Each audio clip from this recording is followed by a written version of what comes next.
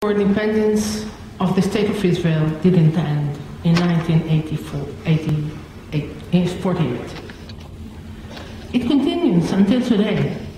The attempts to break the State of Israel that came from outside are coming today from the inside, not that those from outside stopped. We weren't clever enough to achieve peace. To my opinion, we could.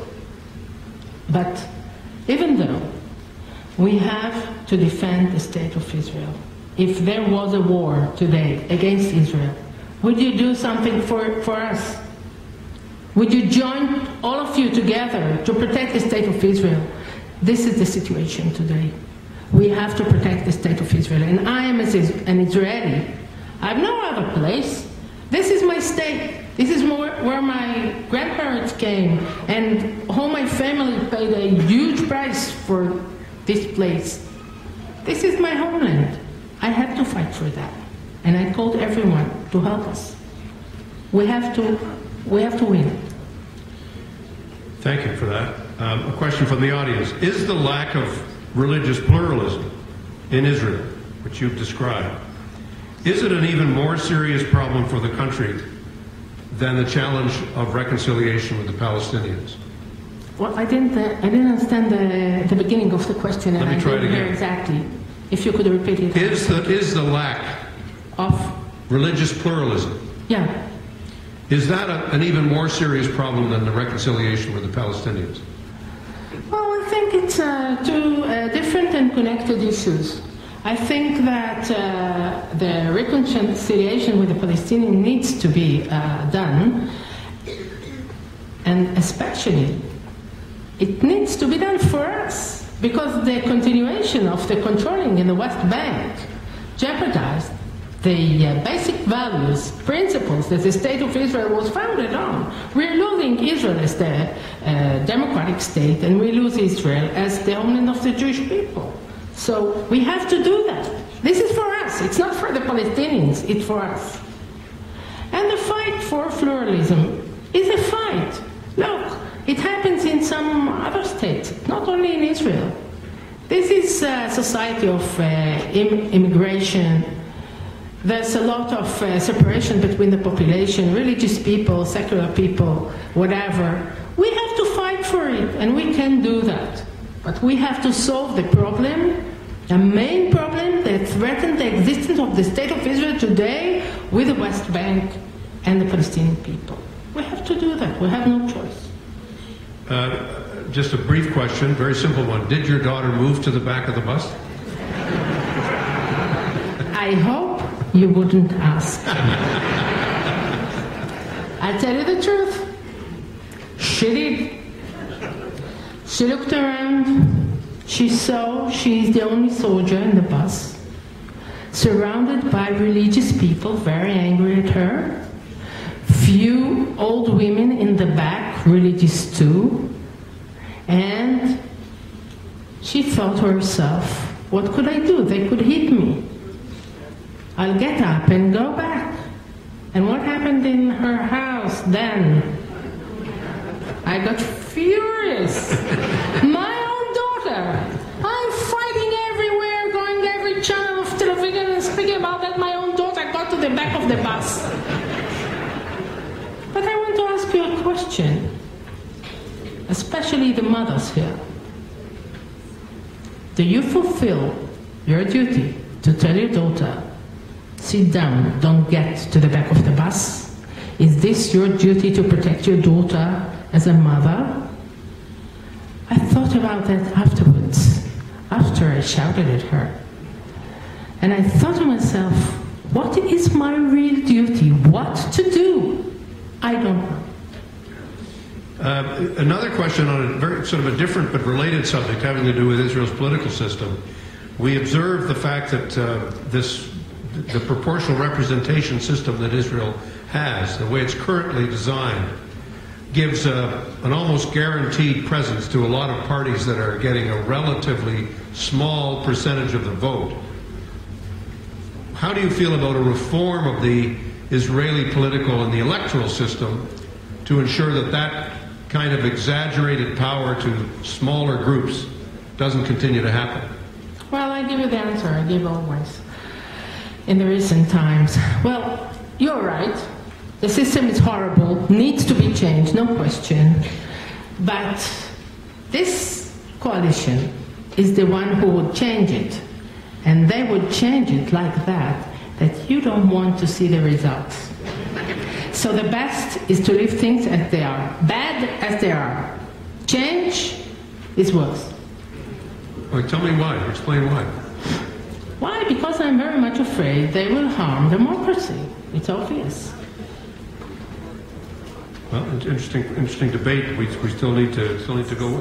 Why do you think Israel is held to? I mean, this Peter's partly addressed this question too. This argument that I think many people feel in the community and more broadly is that it looks as if Israel is being held to a higher standard than any other country. That tests are applied to Israel that are often not applied to other countries.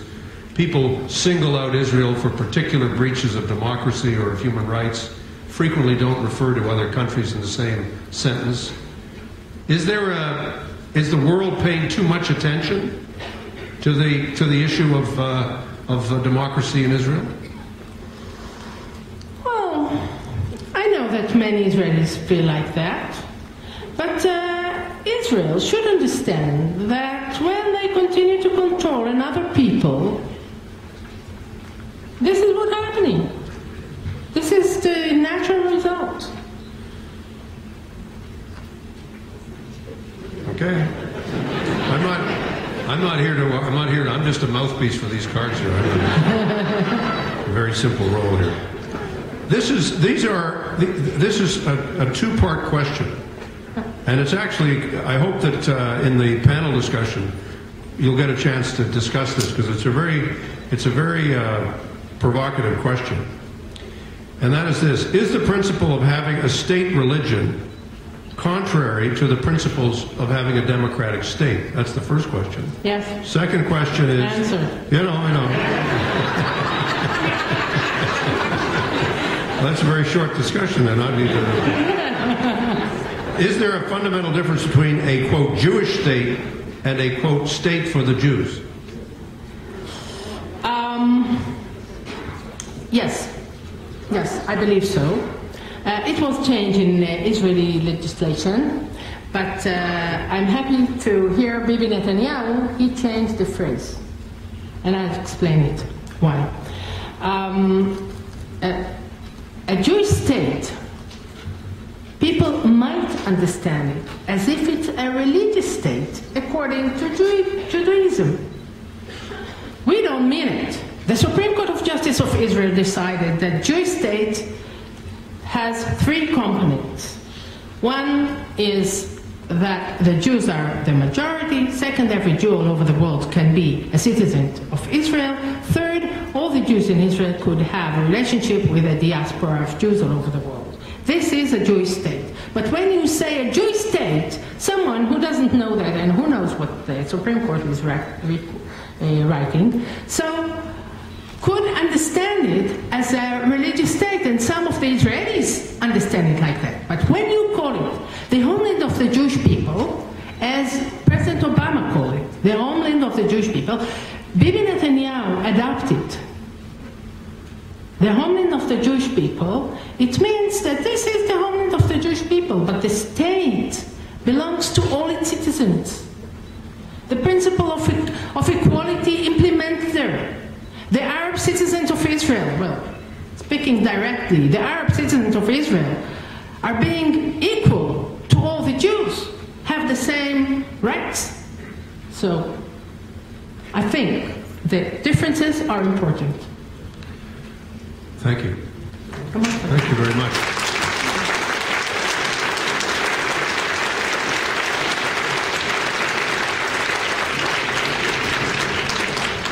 We're now going to move to our third speaker, who's known to all of us far and wide, and to Canadians as star of television and radio, University of Toronto.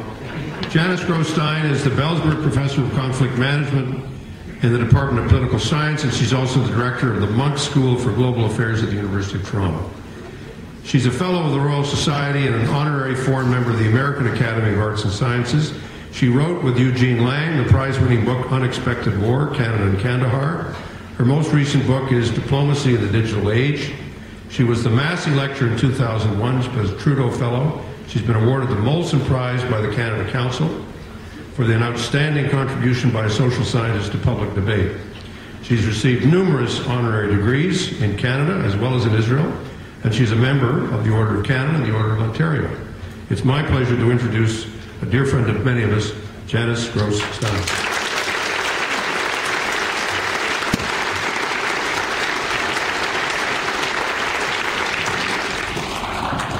Thank you very, very much, Bob.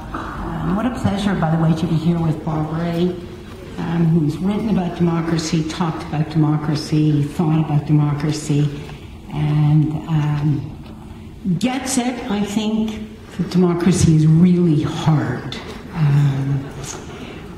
Just to continue for one more minute, as a Canadian, for the benefit of Talia and Peter, we have lived in a country where parliaments are prorogued. Right? So before we get too smug, that is an important context. It's also a pleasure, of course, to be here with Talia and Peter. I know both their work very, very well and admire both their work. And Peter was given, in a sense, not an easy conversation, which is the relationship between Israel and the Jewish diaspora. He's written about that, of course, in the context of the United States. Talia was given the tough subject of grappling with Israeli democracy and what that means, and I was given the easy subject, the Arab world. So it's actually wonderful once to get a softball thrown at me. So I'm actually going to enjoy myself. But I am going to make an argument, I think, that is going to make some of you uncomfortable. I hope I do that. That's my job. Because Joan asked me to contextualize what is happening in Israel in the broader context of the struggle for liberal democracy in the Arab world, something that all of you have read about, seen. It's been very dramatic, watched it on television. And I've turned your question around and actually speak to the question that Bob just asked Talia. Is it possible to have a state, religion, and democracy? Talia answered unequivocally, no, and I actually don't agree. I don't agree, and I think there are important reasons for the disagreement, and that's what I want to put on the table in the 20 minutes that I have. I'll tell you where I'm going to end up before I get there, that what we are not seeing, the building of liberal democracy in the Arab Spring. That is a misreading. That is looking at the world from where we sit in the West. That is really not what is happening in the Arab world, and I go there very often. What we are seeing is something very interesting, very important, that we should not trivialize or marginalize, because it offers tremendous opportunity and hope for many in the Middle East. We are seeing the early stages of the building of theocratic democracy, which is something very, very different from liberal democracy. And in a funny way, and this is where I'm going to end up, in a funny, funny way, there is actually more in common now between Israel and parts of the Arab world than there is between Israel and the United States. Let me leave it at that. Why do I say that the Arab Spring is not primarily about liberal democracy or even human rights, although you hear those languages? It's about something else.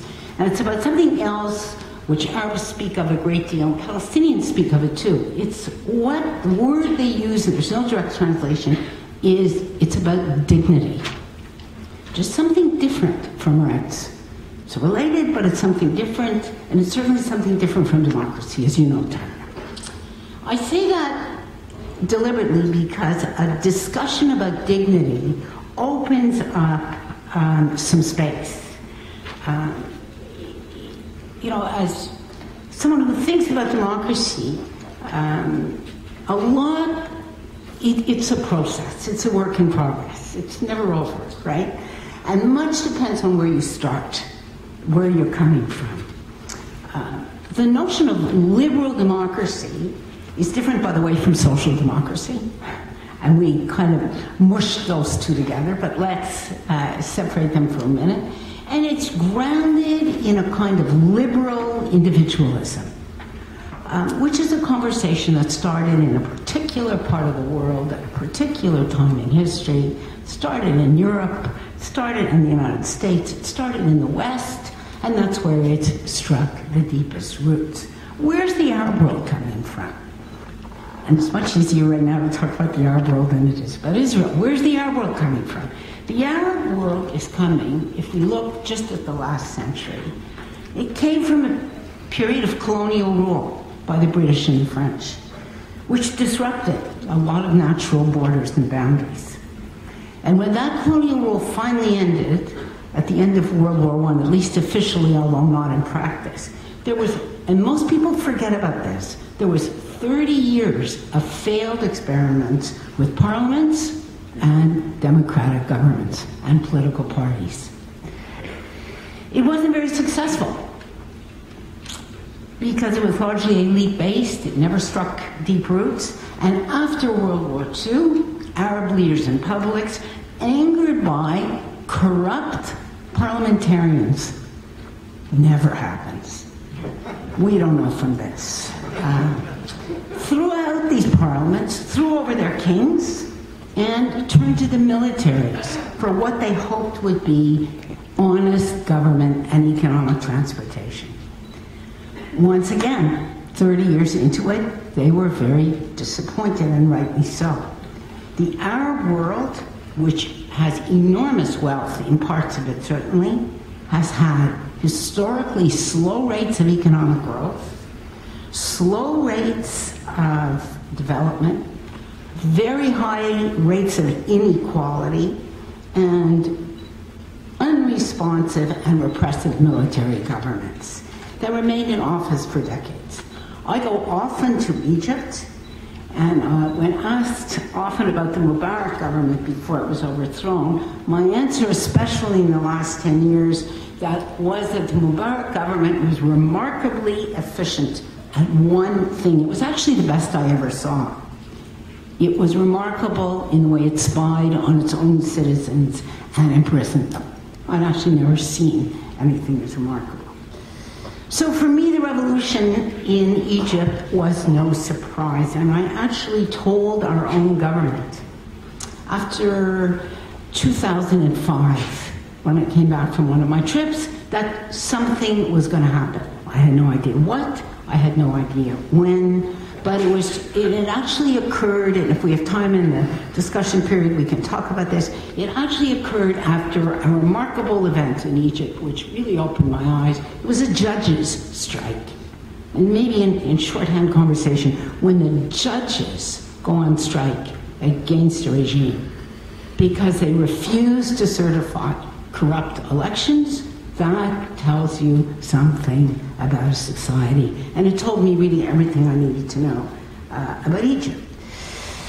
The Mubarak regime was discredited, it's a kleptocracy, it was corrupt, it was illegitimate, and it was disliked, but above all, and I return to my central theme, it was an affront to Egyptian pride and dignity. Egyptians were embarrassed, especially when it became clear that Gamal Mubarak, the president's son, might have been a possible successor. Then came Tahrir Square, but what we saw of Tahrir Square on our televisions in the West was a very small part of what was happening. The Google guys, right?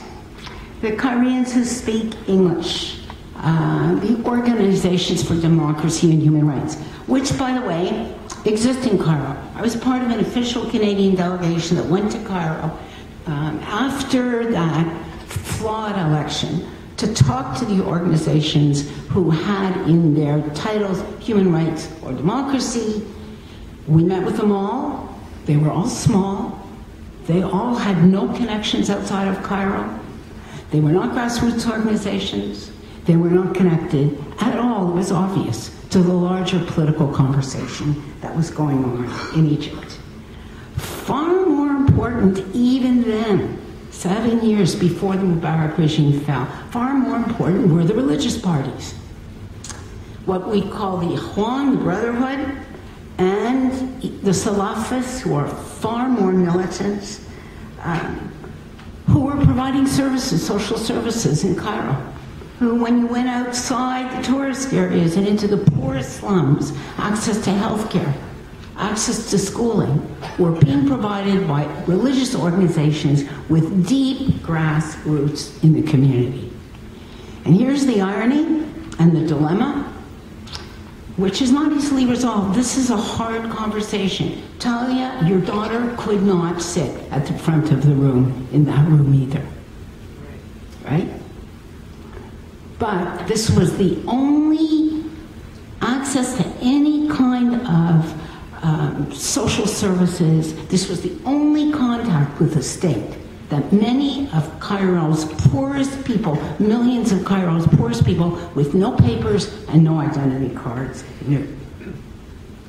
So why then, when the Arab Spring begins 18 months ago, why are the Islamists such an important part of the story? Not only in Egypt, but in Tunisia, in Yemen, in Jordan, in Palestine, and in Syria, all in different ways.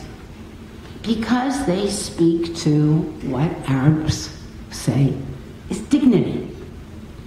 And again, I can't emphasize that enough.